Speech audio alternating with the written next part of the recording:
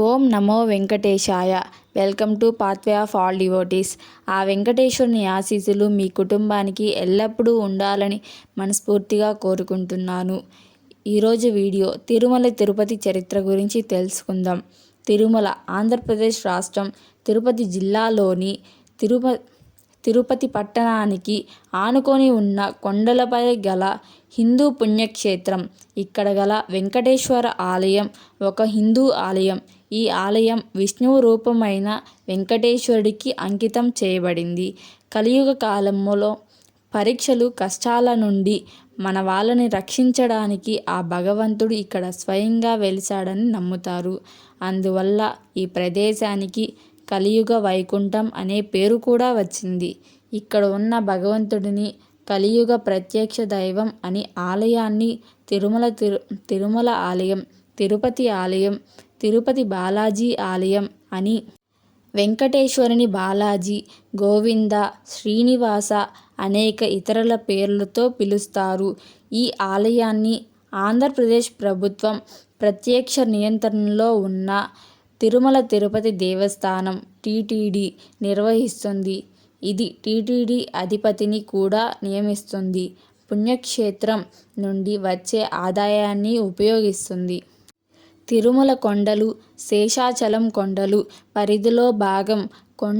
కొండలు సముద్ర మట్టానికి పైన 853 మీటర్లు 2799 అడుగులు ఎత్తులో ఉన్నాయి.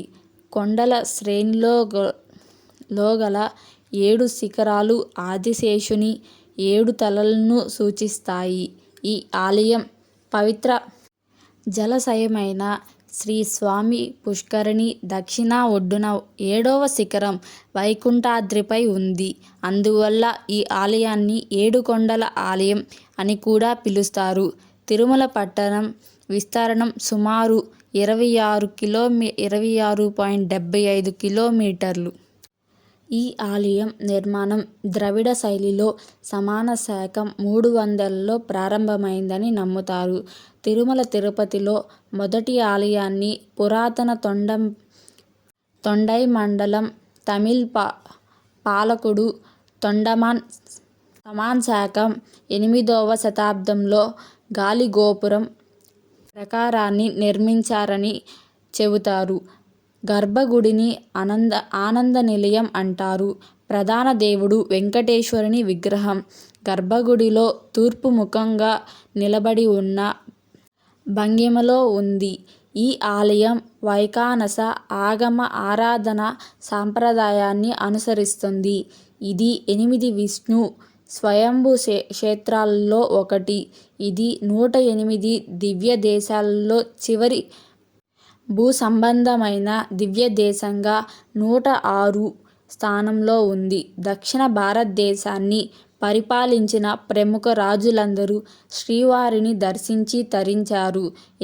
9వ శతాబ్దానికి చెందిన పలువులు, 10వ శతాబ్దానికి చెందిన చోళులు, తంజావూరు పాండ్య రాజులు, మదురై 13-14 శతాబ్దానికి చెందిన విజయనగర రాజులు శ్రీవారికి విలువైన కానుకలు సమర్పించినట్లు శిలాశాసనాల ద్వారా తెలుస్తుంది. విజయనగర రాజుల కాలంలో దేవాలయం ప్రాముఖ్యత పెరిగి ఆలయ విస్తరణ జరిగింది. సతీ సమేతులై శ్రీకృష్ణ దేవరాయలు, రాజా తోడమర్లు విగ్రహాలు ఆలయ ప్రాంగణంలో ఉన్నాయి. ఆలయ ప్రాంగణంలో యాత్రికుల రద్దీని నిర్వహించడానికి 2 ఆధునిక వేచి ఉండే క్యూ భవనాలు ఉన్నాయి. ఇక్కడ యాత్రికులకు ఉచిత భోజనం కోసం తరికొండ వెంగమాంబ అన్నప్రసాదం భవనం, తలనీలాలు సమర్పించు భవనాలు, అనేక యాత్రికులు బస స్థలాలు ఉన్నాయి. అందే విరాళాలు సంపద పరంగా ఇది ప్రపంచంలోనే అత్యంత ధనిక ఆలయం. ఈ ఆలయాన్ని ప్రతిరోజు 50,000 నుండి 1,00,000 మంది యాత్రికులు, సంవత్సరానికి సగటున 30 నుండి 40 మిలియన్ల మంది సందర్శిస్తారు. వార్షిక బ్రహ్మోత్సవం వంటి ప్రత్యేక సందర్భాలు, పండుగల్లో యాత్రికుల సంఖ్య 5 లక్షల వరకు ఉండి ప్రపంచంలో అత్యధికంగా సందర్శించే పవిత్రమైన ప్రదేశమైంది. 2016 నివేదిక ప్రకారం 27.3 మిలియన్ల మంది యాత్రికులు ఆలయాన్ని సందర్శించారు. ఇలాంటి వీడియోస్ మీకు మరిన్ని కావాలంటే మా ఛానల్ని సబ్స్క్రైబ్ చేసుకోండి.